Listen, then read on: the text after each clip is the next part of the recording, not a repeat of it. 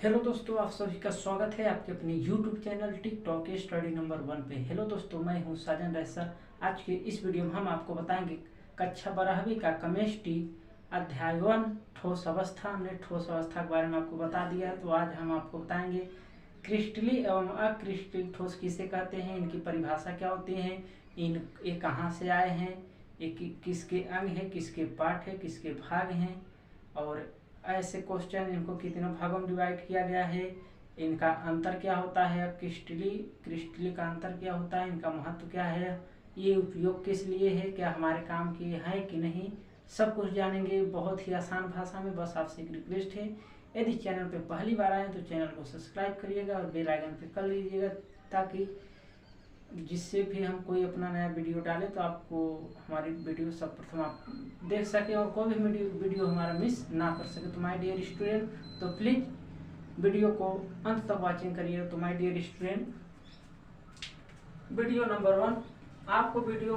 Total आपको playlist में पहला वीडियो भी मिल जाएगा, आज का दूसरा वीडियो भी अभी मिल जाएगा।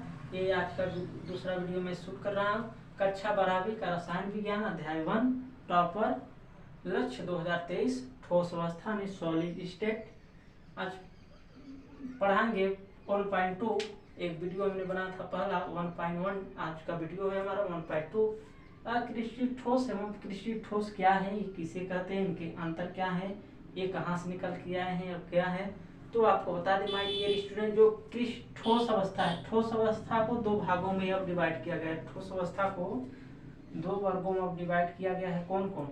एक है क्रिस्टली, एक है अक्रिस्टली। माय डियर स्टूडेंट, अब इन्हें क्या, इनकी परिभाषा क्या होगी, इनको अक्रिस्टली क्यों कहा गया है और क्रिस्टली क्यों कहा गया, तो इस सब के बारे में हम विस्तार से आपको बताएं। तो देखिए माय डियर स्टूडेंट, जो अक्रिस्टली के ठोस हैं, अक्रिस्टली ठोस हैं और जो क्रिस्टली के ठोस हैं, इन सब के चर्चा अब करेंगे। अब आप ध्यान से सुनिएगा, एक कैसे क्रिस्टली हुए, कैसे क्रिस्टली हुए। तो माय डियर स्टूडेंट, जो क्रिस्टली ठोस के जो अयववी कण है, क्या है, अवयवी कण होते हैं, यानी जो आयन परमाणु है और अणु जो है एक ही चीज से बनेंगे, या तो फिर अणु से बने या परमाणु से या फिर आयन से बनेंगे। तो माय डियर स्टूडेंट, ये है क्रिस्टली ठोस का संरचना, ये है अक्रिस्टलीय ठोस की संरचना और ये है क्रिस्टलीय ठोस की संरचना। तो माय डियर स्टूडेंट, ये है क्रिस्टलीय ठोस की संरचना, ये है अक्रिस्टलीय ठोस की संरचना। तो माय डियर स्टूडेंट, मैं बता दूं, जो क्रिस्टलीय ठोस की जो संरचना होती है, बनावट होती है, ये क्या होती है, दीर्घ प्रासी होती है, और ये अक्रिस्टलीय ठोस की जो रचना होती है और लघु प्रासी होती है। इसका मतलब होता है, अब देखिएगा, जो अक्रिस्टलीय शब्द है ये कहाँ से आया गया है, एक ग्रीक भाषा शब्द के अमोर्फोस से लिया गया। किससे?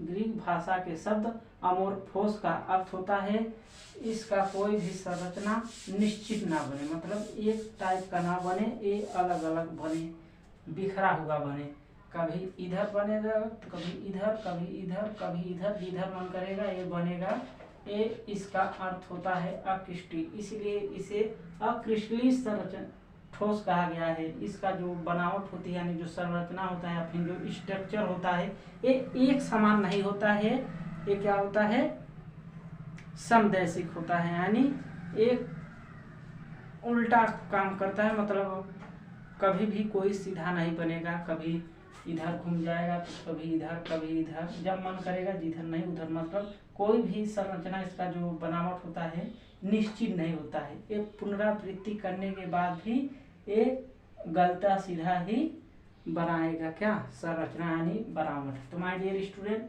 इसलिए इसको अक्रिस्टलीय ठोस कर दिया गया है। अब देखिए, अब क्रिस्टलीय ठोस की संरचना कैसे हुई या इसका नाम कैसे पड़ा है, क्रिस्टलीय ठोस है। हाँ, एक चीज और बता दे, हमारे लिए उपयोगी यही अक्रिस्टलीय ठोस है। क्या है? अक्रिस्टलीय ठोस ही हमारे लिए उपयोगी है। तो कैसे भी बताएंगे, बस बने रहिएगा। जो क्रिस्टलीय ठोस है माय डियर स्टूडेंट, इसका जो संरचना है, इसके जो अणु परमाणु एवं आयन है, या अणु से बनेंगे या परमाणु से या फिर आयन से, ये बात जान के रहे।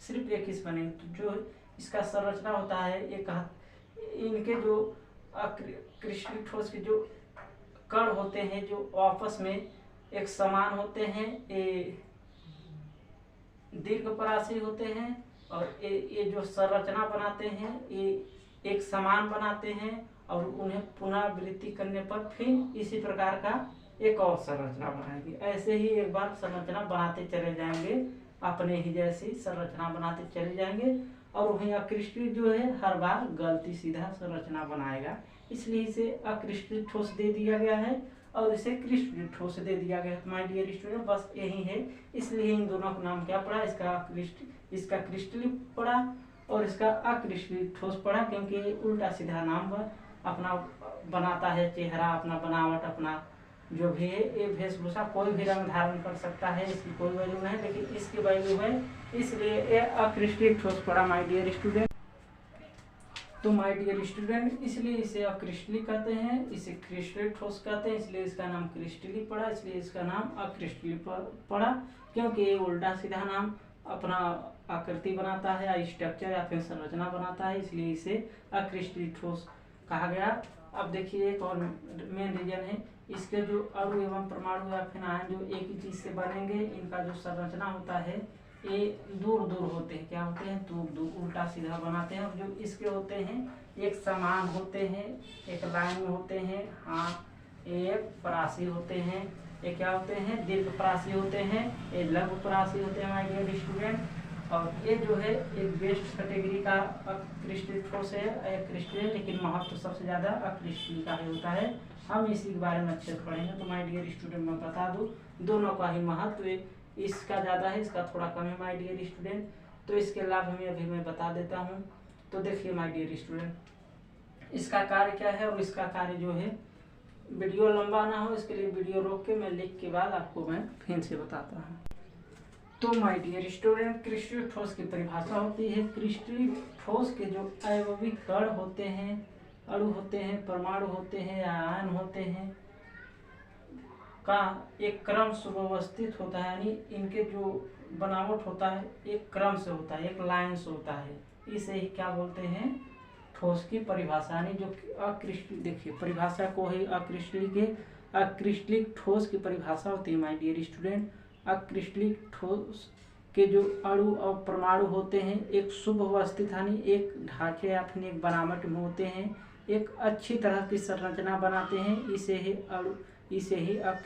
क्रिस्टलीय ठोस कहते हैं। इसे क्या कहते हैं, अक्रिस्टलीय ठोस की परिभाषा क्या हुई माय डियर स्टूडेंट, क्रिस्टलीय ठोस के अणु परमाणु एवं आयन जो संरचना बनाते हैं, सीधी एक क्रम एक लाइन में संरचना बनाते हैं, इसलिए इसे क्रिस्टलीय ठोस दिया गया है। अक्रिस्टलीय ठोस की बात की जाए परिभाषा की, तो अक्रिस्टलीय ठोस के जो अणु परमाणु एवं आयन होते हैं, जो इनकी जो संरचना होती है एक समान नहीं होती है, ये इधर उधर, मतलब कुछ उधर रहेंगे कुछ उधर, मैंने थोड़ी देर पहले आपको बताया था, मतलब एक क्रमांक में नहीं होते हैं, आगे पीछे उसमें रहते हैं, लेकिन जो क्रिस्टलीय ठोस में होते हैं एक समान होते हैं, लाइन में होते हैं, मतलब इन्हें आप पुनरावृत्ति कर सकते हैं। क्रिस्टलीय ठोस को मतलब एक के बाद एक अपने ही जैसी संरचना बनाते जाएंगे, वही आप क्रिस्टलीय ठोस में अलग अलग संरचना हर बार आपको देंगे। तो चलते हैं इसके अंतर के बारे में। अब क्रिस्टलीय ठोस के अंतर को हम एक चीज और जाने, पेपर में आपसे ऐसा पूछेगा माय डियर स्टूडेंट, क्वार्टर कांच अक्रिस्टलीय, तो ये क्या होते हैं, क्वार्टर कांच अक्रिस्टलीय क्या होते हैं, अक्रिस्टलीय होते हैं, क्वार्टर क्रिस्टलीय होते हैं, क्या होते हैं, क्रिस्टलीय। क्वार्टर क्या है, क्या कहें, क्रिस्टलीय होते हैं, क्वार्टर कांच क्या होते हैं, अक्रिस्टलीय होते हैं माय डियर स्टूडेंट। ये रह गई परिभाषा आपकी कन्फ्यूज। अब चलते हैं इसकी अंतर, क्रिस्टलीय ठोस और अक्रिस्टलीय ठोस में अंतर क्या होता है माय डियर स्टूडेंट, मैं बता दूं इनके अंतर के बारे में। तो जो अक्रिस्टलीय ठोस का इनका जो एक निश्चित ताप देने पर पिघल जाते हैं और द्रव्य बन जाते हैं माय डियर स्टूडेंट।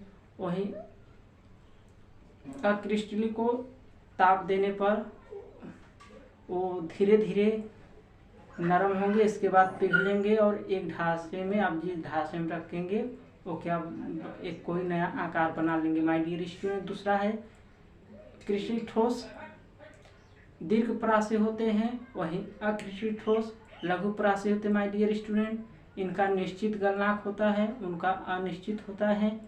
कृष्णिक ठोस वास्तविक होते हैं, अवास्तविक होते हैं माय डियर स्टूडेंट।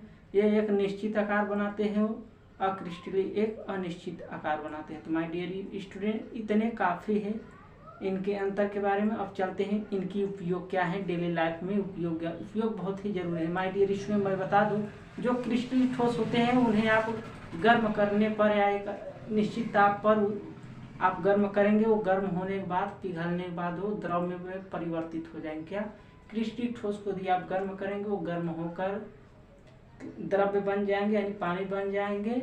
और वहीं आप क्रिस्टलीय ठोस को यदि आप जैसे कांच, रबड़, इन सब को यदि आप ताप देंगे या फिर गर्म करेंगे, क्या होंगे, द्रव्य बन जाएगा यानी पानी बन जाएंगे। वहीं यदि अकृषि ठोस की बात की जाए, यदि आप इनको क्या ताप देंगे, धीरे धीरे नरम होंगे, इसके बाद पिघलने लगेंगे और इसे आप किसी ढांचे में बनाकर एक नया आकार दे सकते हैं। आप कुछ भी बना सकते हैं माय डियर स्टूडेंट। तो इसलिए जो रबड़ है वगैरह वगैरह जो कबाड़ी लोग ले जाते हैं जो सामान, ये सब क्या होते हैं, अक्रिस्टलीय होते हैं। क्या होते हैं माय डियर स्टूडेंट, अक्रिस्टलीय होते हैं। इसको पिघलाकर एक नया आकार दे दिया जाता है, कुछ भी बना दिया जाता है माय डियर स्टूडेंट।